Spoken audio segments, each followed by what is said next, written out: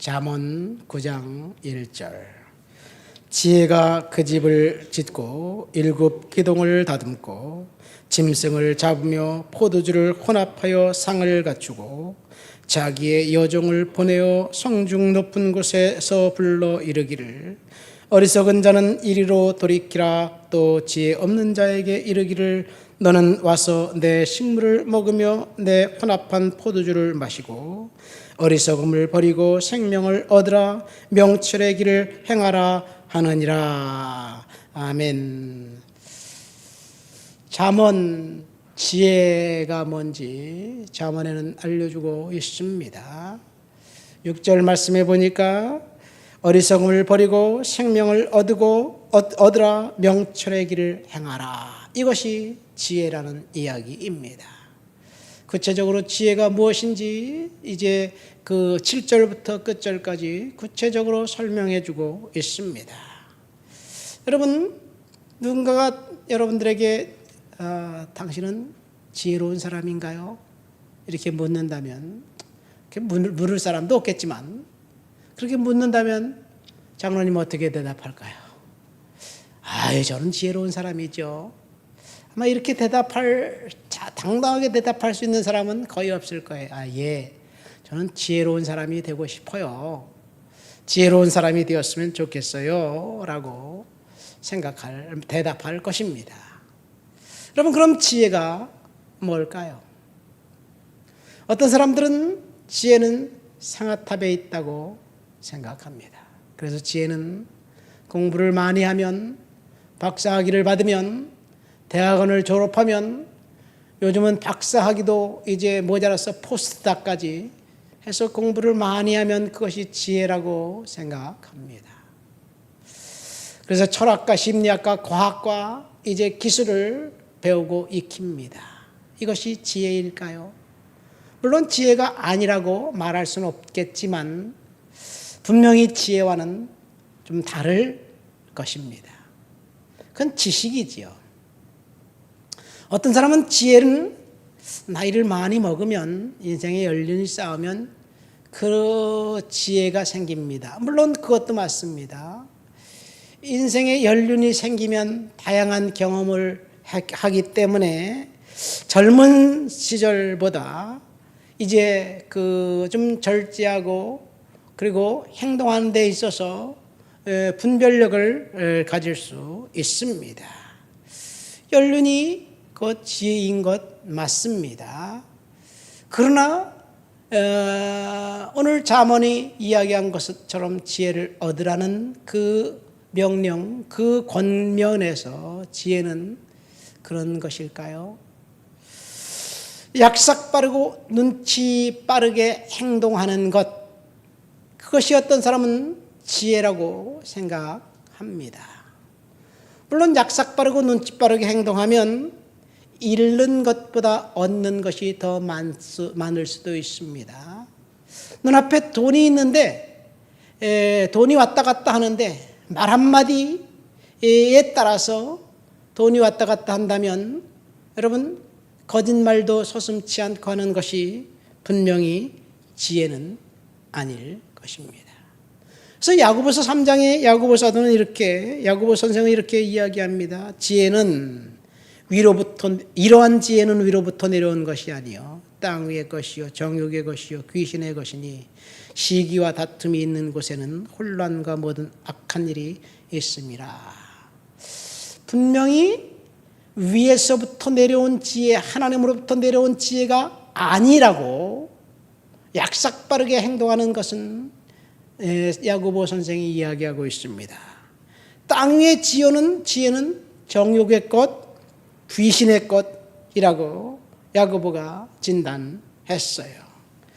그 땅 위의 지혜, 귀신의 것, 정욕의 것 때문에 시기와 다툼과 혼란과 악한 일이 자행되고 있는 것, 그것이 땅 위의 지혜입니다.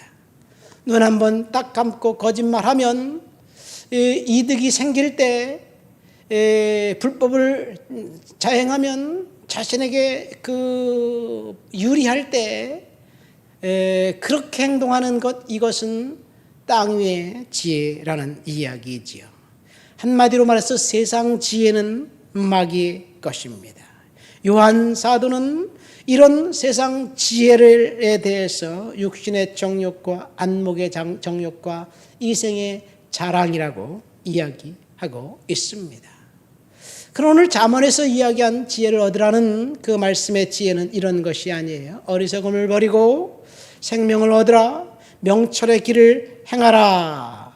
한마디로 말해서 지혜는 하나님의 말씀에는 지혜의 두 가지 견해를 가지고 있습니다. 오늘 우리가 읽은 본문 9장, 잠언 9장 그 뒤에 지혜에 대해서 이야기해 준다고 이야기했죠. 10절에 보면 여호와를 경외하는 것이 지혜의 근본이다 라고 이야기하고 있습니다. 지혜의 출발은 여호와를 경외하는 것에 있습니다. 하나님을 경외한다는 말은 여기서 하나님을 두려워한다는 이야기이지요. 하나님을 두려워하는 사람들은 이 자기의 이익을 따라서 불법도 자행하고 거짓말도 서슴없이 하는 세상 지혜에 브레이크를 거는 거예요. 하나님을 두려워한다면 약삭빠르게 행동해서 내 이익을 따라 살까라는 그 결정에 하나님을 생각하면서 절제하는 것입니다. 이것이 바로 영적인 지혜입니다. 예수 그리스도를 구세주로 받아들인 저와 여러분들에게 하나님이 주시는 말씀은 영적인 지혜를 얻으라는 이야기예요. 그러니까 하나님의 지혜는 하나님의 관점에서 사물을 다시 바라보는 거예요. 우리가 느끼고 생각하고 우리가 바라고 우리가 원하는 것, 그것을 따라 살아가는 것이 아니라 이런 행동을 하면 하나님이 과연 기뻐하실까? 이렇게 생각하고 행동을 하면 사실은 우리의 행동에 제약이 많습니다. 이것이 바로 십자가를 지는 삶입니다. 우리에게 기쁨과 평안과 만족을 줄 수 있는 것은 우리가 세상에서 얻을 수 있는 쾌락과 축복과 세상적인 것이 아니라 영적인 축복과 은혜에 있다는 것을 오늘 본문을 통해서 알게 됩니다. 지혜를 원한다면 우리는 반드시 하나님의 관점에서 우리가 살아가야 될 줄 믿습니다. 이것이 하나님의 지혜입니다. 그러니까 하나님의 지혜는 올바른 행동의 규범이에요. 옳고 그름의 경계를 이해하는 것이 바로 지혜입니다. 이루어야 할 선과 피해야 할 악을 구분하는 것, 이것이 하나님이 주시는 지혜입니다. 무엇이 선이고 무엇이 악인가요? 그것은 사람의 양심의 법에 작동하는 해서 자신의 양심에 따라서 선과 악을 구분하는 것이 아니에요. 왜냐하면 양심이 각각 다르기 때문에 그렇습니다. 파렴치한 사람의 양심과 경건한 성도의 양심이 똑같다고 할 수 없기 때문에 그렇습니다. 그러니까 그 기준은 어디냐? 하나님의 말씀입니다. 무슨 일을 해서든지 자신의 이익을 위해서 올인하라고 육체의 그 본능은 요구하지만 하나님의 말씀은 야, 그렇게 하면 안 돼. 절제하는 거예요. 그러니까 하나님의 지혜는 심판을 의식하면서 이 세상을 살아가는 것이 지혜입니다. 바울이 에베소 교회를 위해서 기도하면서 에베소 1장에 이렇게 기도합니다. 우리 주 예수 그리스도의 하나님 영광의 아버지께서 지혜와 계시의 영을 너희에게 주사 하나님을 알게 하시고, 여기 보면 지혜와 계시의 영을 통해서 하나님을 알아가는 것, 이것이 지혜입니다. 그러니까 하나님을 아는 것이 오늘 본문에서 이야기하는 지혜입니다. 6절 말씀 보니까 어리석음을 버리고 라는 말씀입니다. 그러니까 하나님이 주신 지혜는 어리석음을 버리는 거예요. 어리석음은 뭐냐? 하나님을 거부하는 것이 어리석음입니다. 머리로는 하나님을 인정할 수도 있어요. 이 세상 작동되는 원리를 보니까 신이 있는 것 같아. 그래서 야훼 하나님이 아니라 그냥 다신론 입장에서 신을 인정합니다. 그러나 신을 인정하면서 동시에 신의 존재를 부정해요. 왜요? 살다 보니까 신이 너무 거치장거려. 하나님이 너무 거치장거려. 왜? 자신의 행동에 제약을 가져다 주기 때문에. 그러니까 하나님을 두려워하지 않습니다. 이것이 바로 어리석은 이야기, 어리석음이에요. 웨슬리 듀웰이라는 사람이 Touch the World Through Prayer라는 책을 썼어요. 그 책에 보면 누가 어리석은 자인지를 명확하게 이렇게 이야기하고 있습니다. 어리석은 자는 하나님이 존재한다는 사실과 훗날 심판이 있다는 사실을 부인하고 거부하는 자들을 말한다. 그러면서 하나님의 존재를 거부하고 부인하는 사람들은 예수 안 믿는 사람들이잖아요. 어리석은 사람들이에요. 웨슬리 듀웰의 말입니다. 하나님 모르는 사람, 거부하는 사람 다 어리석은 사람들이에요. 그러니까. 그런데 문제는 그리스도인 중에서도 어리석은 사람들이 있다는 이야기예요. 여러분, 우리가 그리스도인인데 하나님의 존재를 인정하면서 누가 어리석은 자이냐? 웨슬리 듀웰의 말에 의하면 신문은 1시간씩이나 읽으면서 성경은 단 5분도 읽을 시간이 없는 사람들, 하루에 평균 2시간 이상 텔레비전을 보면서 단 1시간도 기도하지 않는 그리스도인들, 누구를 막론하고 어리석은 자들이 아닐 수 없다. 옛날 사람이기 때문에 이렇게 책을 썼겠죠. 오늘날로 따지면 어떻게 될까요? 유튜브 짤막 보다가 2-3시간 후딱 지나가는데 정작 기도할 시간은 없고 말씀 볼 시간은 없어요. 우리들은 그렇게 살고 있어요. 그러면 사실 우리는 어리석은 사람이에요. 우리의 시간을 어떻게 활용하느냐에 따라서 어리석은 사람인지 지혜로운 사람인지 분별하게 됩니다. 누가복음 12장에 보면 부자가 재물에 살이 잡힌 것이 어리석다고 예수님이 이제 꼬집어 지적했습니다. 그 비유에 나온 부자는 실은 바보였어요. 왜요?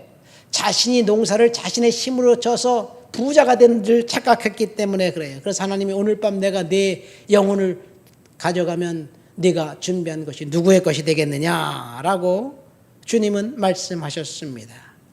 밭에 소출이 풍성하고 넉넉하게 쓸 것을 많이 모아두었어도 오늘 밤 하나님이 그 영혼을 가져간다면 자기가 쌓아놓은 것이 아무것도 자신의 것이 아니에요. 그러니까 그 사람이 어리석은 이유는 돈과 재물이 영원히 자신을 지켜줄 것이라고 생각한 것 자체가 어리석은 것이라는 이야기예요. 그러면서 그 비유 끝에 주님이 이렇게 말씀하십니다. 비유를 약대가 바늘기로 들어가는 것이 부자가 하늘나라에 들어가는 것보다 쉬우니라, 이런 말씀을 하셨어요. 여러분, 재산을 올바르게 사용하지 않는 것들이 어리석은 것이라고 주님은 이야기하고 있습니다. 그러면 무엇이 명철인가요? 어리석음을 버리고 명철하라는 오늘 말씀을 이야기하고 있는데, 명철은 잠언에서 명철을 이야기한 건 딱 2가지예요. 잠언에 명철하라라는 그 단어를 보면 영어 성경에 보면 첫 번째는 understanding이고 두 번째는 discernment예요. 그러니까 명철은 분별하는 것과 이해하는 거예요. 무엇을 분별하고 이해하는 것입니까? 무엇이 하나님의 지혜인지, 무엇이 세상의 지혜인지 분별하고, 그리고 무엇이 어리석은지 의미인지 이해하는 것, 이것이 명철입니다. 그러니까 하나님 앞에서 저와 여러분들은 지혜롭고 명철한 하나님의 자녀 하나님의 사람으로 어떻게 살아갈 수 있는지 분명하게 알려주었습니다. 하나님을 하나님답게 생각하면서 하나님을 두려워하면서 심판을 의식하며 살아가는 것, 하나님께서 주신 지혜가 아닌가 생각됩니다. 하나님 아버지 감사합니다. 하나님이 주신 지혜, 하나님 그 지혜에 따라 살아가도록 주여 도와주시옵소서. 예수님 이름으로 기도합니다.